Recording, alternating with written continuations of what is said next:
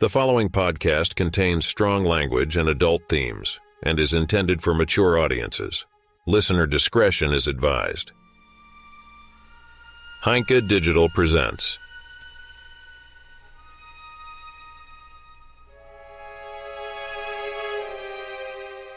Damocles, an audiobook podcast by Heinke.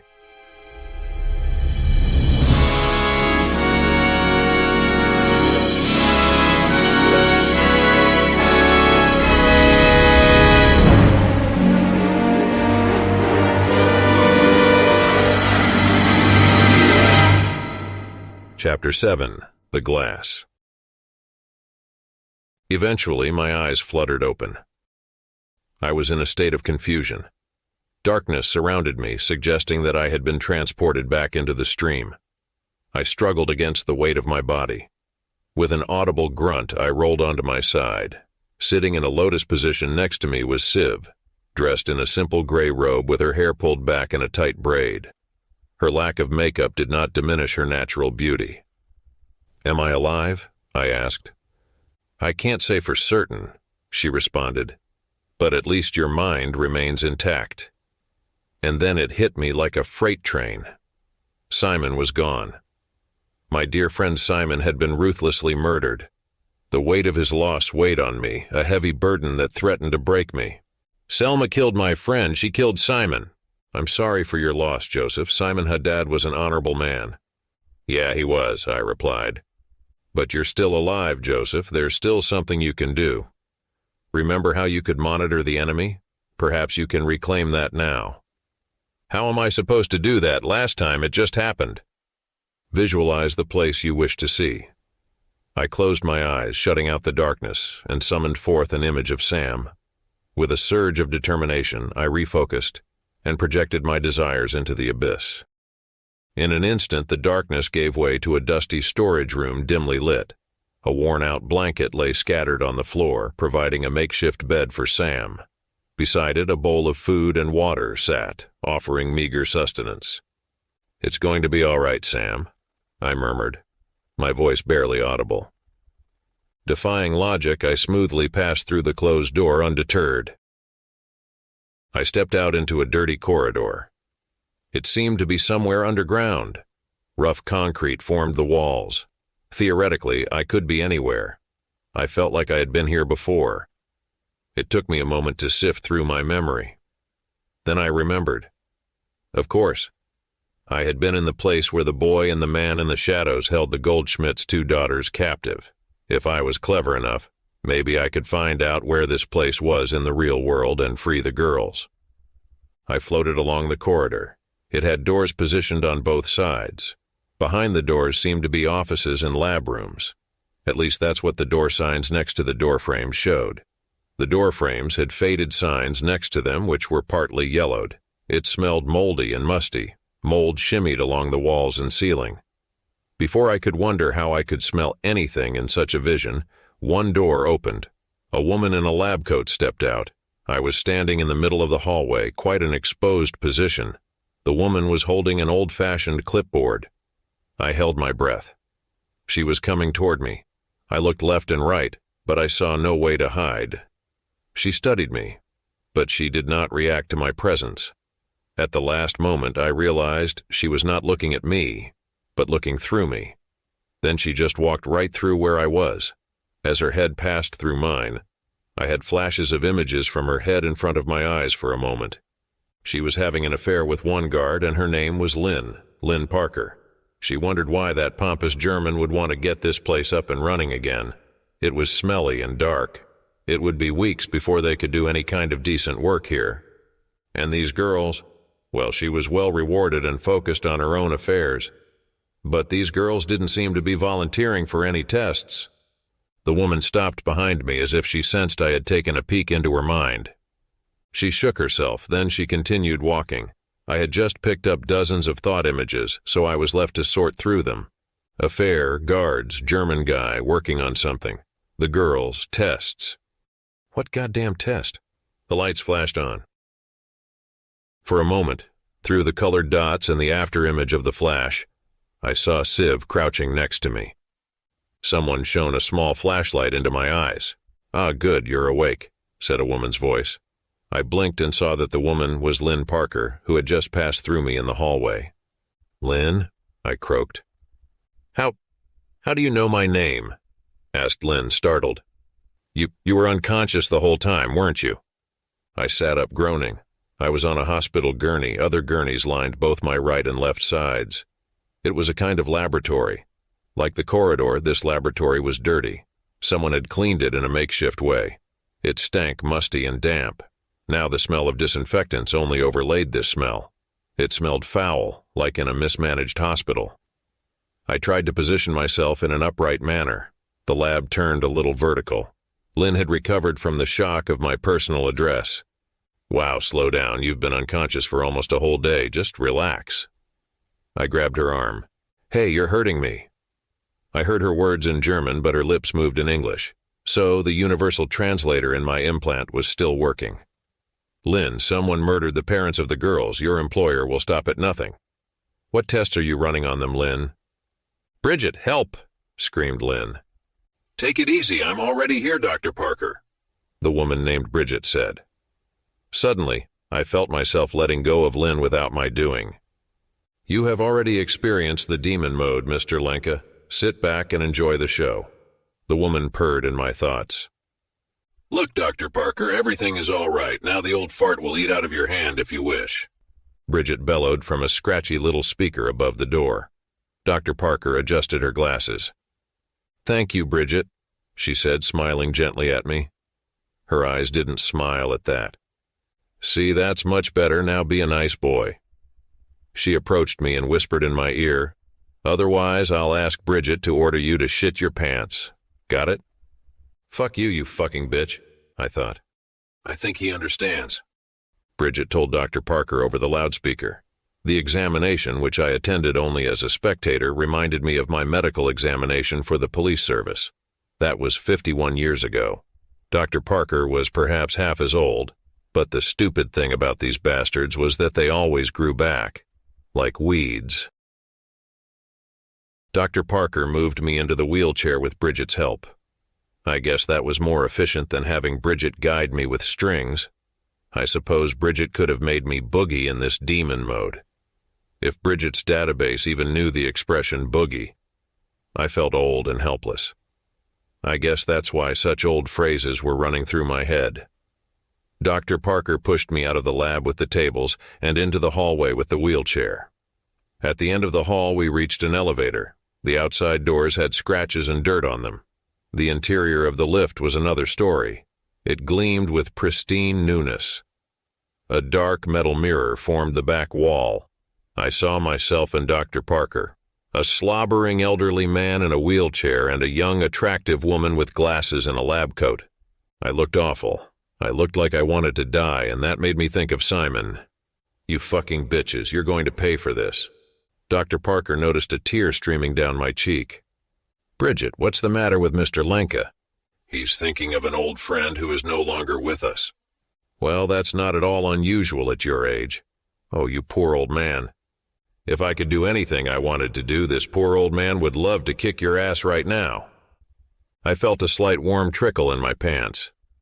"Behave, Mr. Lenke, or I'll make you shit your pants like a helpless baby," Bridget warned. I gritted my teeth to keep from screaming. I had to think about these new fancy nursing homes that were popping up these days. How many retired patients sitting there had genuinely faced a shutdown due to an assistive system activating demon mode? Fewer than you might think, Mr. Lenke. Assistant systems are reserved for a very exclusive clientele. Thanks for the info, bitch. I waited for my bladder to empty, but Bridget didn't want to inconvenience Dr. Parker with the smell. The elevator had no buttons, like it was really new, and like modern elevators, artificial intelligence controlled it. Just like me now. The elevator doors slid open again. We had only gone up a few floors. Dr. Parker pushed me out. We were in an office. It, like the decaying lab floor, was underground. The back wall made it look like we were in a tall tower somewhere above the clouds. It was a mirage. An enormous desk of dark wood stood in front of the wall. It was a desk that would have fit in the Reich Chancellery. Way too big, and way too martial. The table held only a carafe of water and 2 glasses. It stood on a carpet that looked expensive, but which I would not buy for myself for all the money in the world because of the ugly pattern. Dr. Parker pushed me to the edge of the rug and left me there. Then she walked out and got on the lift. I sat there for a while. I suppose that's what they expected me to do. For about 5 minutes, nothing happened. Then the leather chair behind the desk slowly turned around. In it sat the boy. "Hello, Chief Inspector," he greeted me. I don't know what I was expecting. I might meet the ominous entrepreneur who had already killed 10 people, but there was just the boy again, the second assistant system. He wore a slim-fitting dark suit again and a blue silk shirt under it. He looked like someone who would dominate the conversation at any party and whom I would therefore avoid. An asshole. No. He looked like the spoiled little son of an asshole. I stared at him. I wasn't capable of much else at the moment. The boy looked at me, then he got it. "Oh, like that, sure, demon mode, my bad." He snapped his finger and I was back in control of my body, at least from the neck up. Okay. The boy wasn't stupid. I knew that this paralysis was only because of the demon mode, but I still had to fight against giving in to total panic. I hated the fact that I was losing more and more control over my body as the years went by. That was just part of getting older. But what if I had to spend the rest of my life like this? Paralyzed in a wheelchair, vulnerable to assholes like the little boy in front of me? I pushed these thoughts away again. Obviously, the boy was expecting me to say something. "Water," I said in a half-whisper. With a nod of my head, I pointed to the carafe of water. "Great cue," the boy said. His voice was unique, but also somehow familiar. He meandered around the desk, which was a lengthy endeavor due to its substantial dimensions. Then he leaned against the desk next to the carafe and the glasses. He looked at me. "You look like shit, Chief Inspector." I nodded. "I know, please, water." "Oh," the boy said. "I want to show something to it." He shrugged. "Well, what the heck, it's just a little water." He poured some water into one glass and handed it to me. "Bridget, help him drink," the boy ordered. My hand took the glass and, as if controlled by puppet strings, brought it to my mouth. I eagerly took a few sips. Then my hand dropped again. The little boy took the glass from me and placed it with the unused glass in the carafe. "Thank you," I said. And I meant it. I hated myself for it. That Bridget. She took the part of Selma, right? "Not bad, Lenke. That's right. We thought you would pick Bridget when you went to see the otaku. But we were mistaken. So Bridget had to improvise, and she took the place of Selma. What a shame." "What do you mean?" "Bridget had to retire the real Selma to take over. Her digital remains were behind the dune." "Another body for your account." "Au contraire. This body is on your account. You were just too cheap, old man." I fell silent. "And why is this Bridget now taking orders from another assistant?" I asked. The boy tried to understand what I meant. Then he laughed. "You think I'm an assistant too? Because of Yarvin? That's funny, Lenke." "You're not the boy?" I asked, confused. "That's what you call my assistant? Boy?" His assistant? What did he mean by that? He approached me, then he held my chin. "I'm the original, old man." He patted my cheek. Then he wiped his hand with his handkerchief. He took a lighter out of his pocket. From his inside pocket, he took out a silver case. From it, he took out a cigarillo. He lit the cigarillo with the lighter. He inhaled the smoke and blew it out. "My name is Paul Scherber. Bridget and Yarvin are my assistants." "So you're the asshole responsible for my friend's death. How old are you, 19? "Unlike you, I appear younger. I'm already 25 years old." "What do you want from me?" "To be honest, I don't know yet. I already got what I wanted." "The silver box." "Exactly." He shook his head. "Goldschmidt and his stupid conscience. I would have bought him a goddamn island if he'd played ball. Hell, I would have made him ambassador to Australia or something." "Well, you seem to do pretty well. Why do you risk all that by killing innocent people?" "How am I supposed to understand that, Chief Inspector Lenke?" "Well, you just kill people as you see fit." Eventually, you will have to answer for it." Scherber stared at me, stunned. Then he held his hand with the cigarillo in front of my nose. "You see, therefore I typically avoid talking to ordinary people. You're also well, ordinary. Do you find obeying the law tedious? Where you live, down there in the dumpster, there's law and order. Where I live, jungle law applies, man. Is it true you killed a cleaner because your kid moved a chair with wet legs?" The little fucker hurt himself. "I'm disinterested in this child. It's unlikely that I can do anything with him for a few years. But my wife is already very fond of him. She's a model, very hot. We had a surrogate, of course. I didn't want everything to wear out down there with her." "Does your wife know you're a killer?" "What, that I retired the cleaning lady?" "Yes, of course. She wanted it that way. How much noise she would have made if I hadn't taken care of her. And she didn't mind? Why should she? Do you know how much personnel we've retired?" "You've killed more people?" "Sure. How many?" "I don't know, Bridget. How many people have I retired?" "As of today, 1,703. "You are insane." Scherber shook his head. "It is really not possible to discuss such things with you ordinary people. You are so small-minded. I'd rather be a small-minded person than a mass murderer. You talk as if the death of one of those people matters. Of course it does. Every human life matters." "Wrong, Lenke, quite wrong. You are arguing again with your ideas from the dumpster. I'll explain it to you. Now comes the demonstration." He took one glass from the table and filled it halfway with water. "What is that, Lenke? A half-full glass of water? Ah, an optimist. I love optimists. You can kick their ass 100 times and they'll pick themselves up and find a reason to go back to the helm of the galley. But here's the quiz. Which is more important, the water or the glass?" "What do you mean?" "People always argue about whether the glass is half full or half empty. But the real question should be, what makes it possible to argue about whether it's half empty or half full?" "The glass?" "Exactly. We, the rich and powerful, are the glass.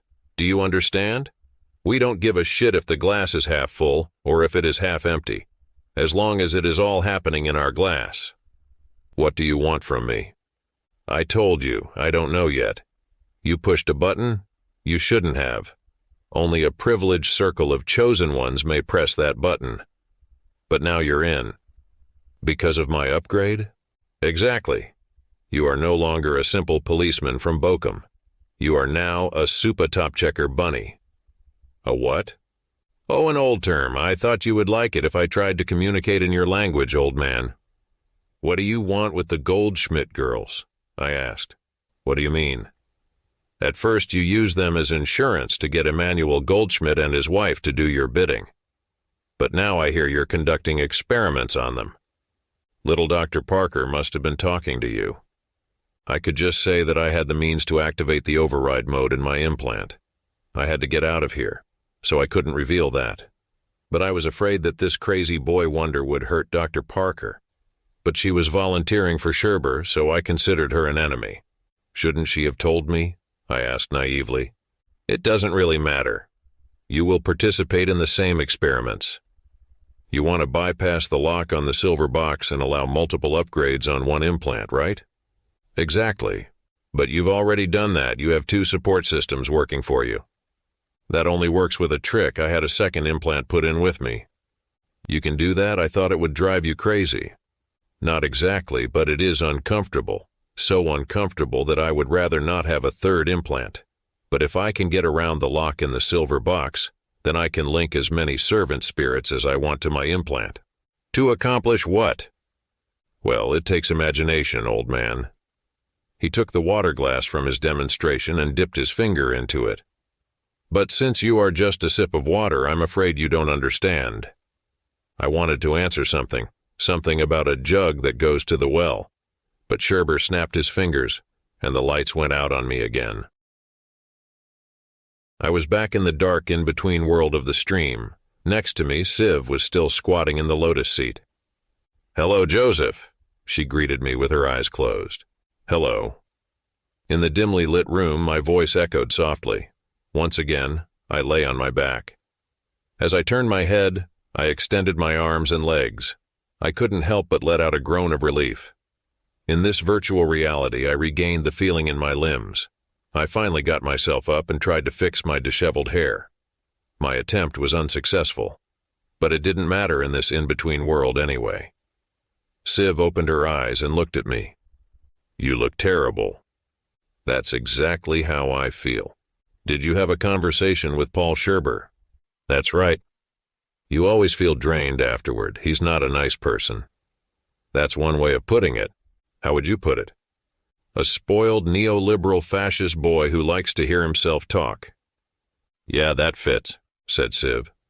We both had to laugh. Then the expression on Civ's face turned serious again. "I'm afraid he's going to kill you, Joseph." "Yes, I think so too," I said. "If I let him, he will kill me and the girls too." "Have you figured out where they are?" "Not really. I woke up in the real world in some kind of lab. It seems to have been unused for years. Now someone has reactivated it. Multiple gurneys. I guess they do experiments there. He uses the girls for that and also wants me to take part in those experiments, willingly or not." "Did he tell you what he was trying to accomplish with these experiments?" "He wants to disable the lock on the silver box, which only allows one upgrade per brain at a time." "I was afraid of something like that," Civ said, lowering her eyes. "Is that even possible?" "I don't know. As far as I know, someone built that lock into the silver box for a reason. It was to prevent more than one soul from being deposited in the silver box. Keep in mind that the original function of the box was to be an emergency storage for the data of a brain of an android like me. The makers did not design it for the rich and powerful to use it to upgrade their implant. And mixing several of these brain data sets would cause what? I can only speculate as much as you. I suspect insanity and a psychosis are still the most harmless after effects. Presumably, the data becomes unusable and the mind decomposes. He's put in 2 implants. He seems to really want to go through with it. Okay, now I get it. So that's how he's had 2 assistance systems at his disposal. Alexa and Siri are not enough for him. Now he wants Cortana as well. What do you mean? It's an old-time joke. The first assistance systems were simple expert systems that you carried around in small devices at home or in your cell phone. They all came from different manufacturers and were based on different systems. I sighed and rubbed my eyes. After a bottle or 2 of red, Simon went on a lengthy lecture about that. You miss your friend, don't you? Of course. Then we should think about how to improve our situation. You're right, so what kind of hand do we have? I'm not sure, a bad one, I guess. Well, first there's the question of how you and I can even talk here in the stream. Shouldn't they lock you in the silver box?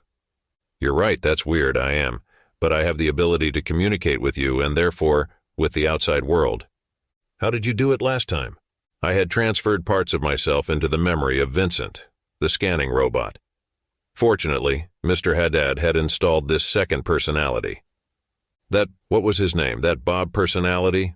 Yes, that was his name. That enabled me to breach the robot's firewall effortlessly and transfer myself seamlessly into its memory. I raised my finger. Hold on, I whispered. What? When Simon died, Simon said something else to me. He said, think about Bo. I think what he meant by that was think of Bob. He was trying to give you a way to use the robot. Selma put Vincent out of commission as much as she and I were, but she doesn't know about Bob Vincent's alternate personality. Bob works autonomously, that's why we can talk here in the stream, and maybe you can do even more. What do you mean? You could connect with the robot's personality, then you can work with Bob to find the girls, and you might even escape. Well, how do I do that? I asked. First, we have to find out where the robot is. If we're unlucky, they didn't take it, and it's still in the penthouse suite in Egmont. Or maybe it's around here somewhere. All right, I said, what do I have to do? I didn't open my eyes. I didn't have eyes. Bob, the alternate personality of Vincent, the scanning robot, had no eyes. But his receptor activated instantly. I saw the world turned 90 degrees. I was lying on my side with my squat robot body. Hello, said the robot. Hello, buddy, I'm Joseph, a friend of Simon's. Yeah, right, I'm Bob. Hello, Bob. Hello, Joseph. Where's Simon? Simon's not here right now, but he told me to say hello to you. Thank you. I'd like you to stand up, Bob. I'm lying on my side. That's right, Bob. Now I'd like you to get yourself back into an upright position. How do I do that? I've never been in this situation before, and my protocols for such an emergency don't seem in place. It didn't surprise me. Bob was already the second personality in the robot's memory. Then Civ had taken a part of his memory banks. That had likely overwritten some of the robot's logs. I hoped that among them were no logs that jeopardized the robot's operation. I'll make you a deal, Bob. I'll take the helm for you. You sit back and enjoy the show. That's an acceptable proposition. You seem to know your way around here better than I do. According to my GPS data, I am very far from the university library. Can you pinpoint the exact location? It looks like we're in an old industrial complex. Thanks, buddy, but I'll take it from here. I commanded the robot's servo motors to roll onto its side so that it could get into an upright position with the help of its mechanical arms. Then I looked around. I found myself in a kind of parking garage. A line of various electric cars and drone copters were standing in their parking bays. I spotted the elevator. I rolled toward it. It looked like it was some kind of freight elevator.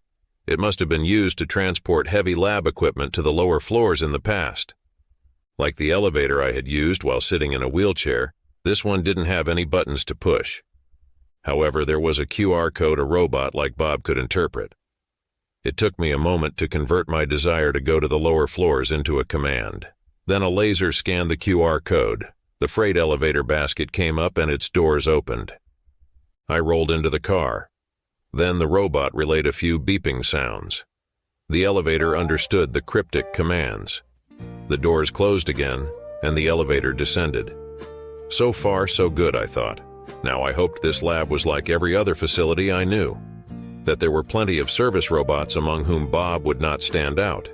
Just in time, it occurred to me it would make sense to disguise the identity of the robot. Fortunately, Civ had explained to me how I could do this. So now Bob was a service robot from the Miller Company of Washington, which had a service contract with Scherber Limited. The freight elevator stopped and the doors opened. The game was on. My friend is gone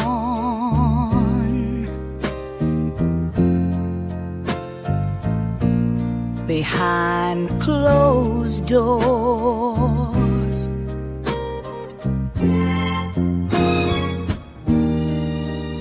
My pain will spawn.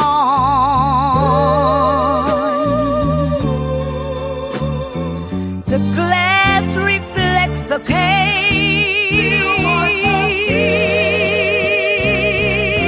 What used to be me.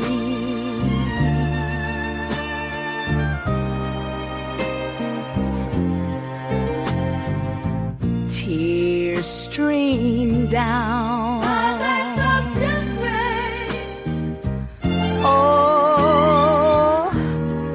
I miss your face. I sit helpless, a silent knot.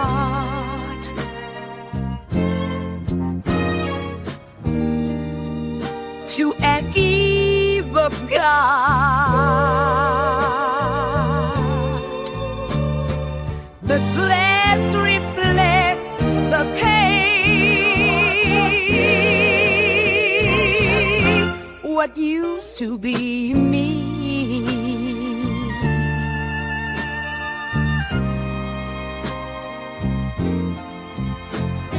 The glass can bend, the glass can break, but my pain will end.